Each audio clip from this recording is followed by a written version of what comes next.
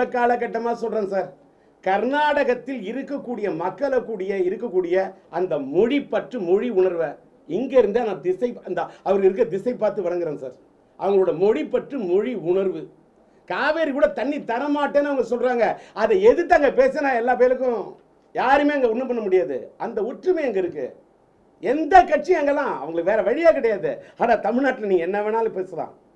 இது தமிழ்நாட்டோட நிலைமை. ஒன்று சார், ஒரு கர்நாடகாவில் போய் ஒரு கன்னட படத்தோட சிடி வாங்க முடியாது சார். நீங்கள் கட்டாக வாங்கலாம் பீடி. ஆனால் ஒரு கன்னட படத்தோட சிடி ரைட் இல்லாமல் வாங்க முடியாது. கொளுத்திடுவாங்க. அந்த அளவுக்கு அங்கே ஒற்றுமை. ஆனால் அவங்க தமிழ்நாட்டில் என்ன வேணாலும் வாங்கலாம். ஏமா நான் இந்த அம்மாவோட ஆட்சியில் பல காலமாக சொல்கிறேன். இங்கே மட்டும் ஏன் கண்ட்ரோல் பண்ண முடியல? இவ்வளோலாம் எதுக்கு சார்? இவ்வளோ ஒரு தொலைக்காட்சி இருக்கீங்க. தொலைக்காட்சியில் ஒன்றே கேட்குறேன். ஒரு கேபிள் டிவியில் வந்து படம் போட்டால் தொலைக்காட்சியில் எப்படி சார் படம் ரைட்டு கொடுத்து வாங்க முடியும்? தொலைக்காட்சியில் ரைட்டு வாங்குறதுக்கு தயங்குறாங்க அப்படின்னு ப்ரொடியூசர்ஸ் கவுன்சில் சொல்லக்கூடிய இந்த தயாரிப்பாளர் கவுன்சிலை பார்த்து கேட்குறேன். ஏன் கேபிள் டிவியில் போட்ட படத்தை ரைட்டே இல்லாமல், உரிமையே இல்லாமல் அரசியல் பின்னணியில் இருக்கிறவங்க போடுறாங்கன்னா அதை தட்டி கேட்கறதுக்கு இவங்களால முடியாதா? அப்புறமா எதுக்கு இவங்களுக்கெல்லாம் ஒரு பதவி? ஏன் பதவி? எங்க போச்சு முதுகெலும்பு? சார், கர்நாடகாவில் அவங்க ஸ்ட்ராங்கா இருக்கிறாங்க.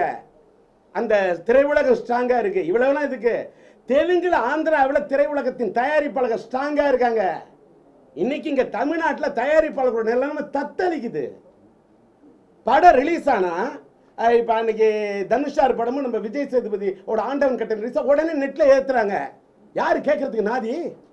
யாரு கேட்கிறா? வாலி படத்துக்கு போய் நான் தனியா நின்று போராடினேன். போராடாமலாம் இருப்போம். தயாரிப்பாளர் சங்கத்தில் கேட்க வேண்டியதெல்லாம் கேட்டுக்கிட்டு தான் இருக்கிறோம். என்ன ஒன்று, நாங்கள் அறைக்குள்ள பேசுகிறோம், உங்களுக்கு வெளியில் தெரியல. நான் அறைகூல் விட்டுலாம் பழக்கம் இல்லை. நான் அரசியல் இங்கே பேசுகிறேன். தமிழ் திரைப்பட தயாரிப்பாளர் சங்கத்தின் பிரச்சனையை சங்கத்து உள்ளுக்குள்ளே பேச வேண்டிய உள்ளதான் சார் பேசுவேன். வெளியில் பேச வேண்டிய வெளியில் பேசுவேன்.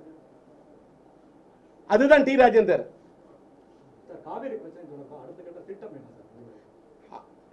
என்னங்க ஒரு மத்திய அரசு, ஒரு மோடி திட்டம் தீட்ட வேண்டிய அவர் எங்க இருக்கிறாரு? சட்டம் தீட்ட வேண்டியவர்களும் திட்டம் தீட்ட வேண்டியவர்களும் திட்டம் போட்டுக்கொண்டு ஒரு வட்டத்துக்குள்ளே மாட்டிக்கொண்டிருப்பவர்களை கேள்வி கேட்காமல் என் திட்டம் என்ன என்று கேட்பது ஆச்சரியமாக இருக்கிறது.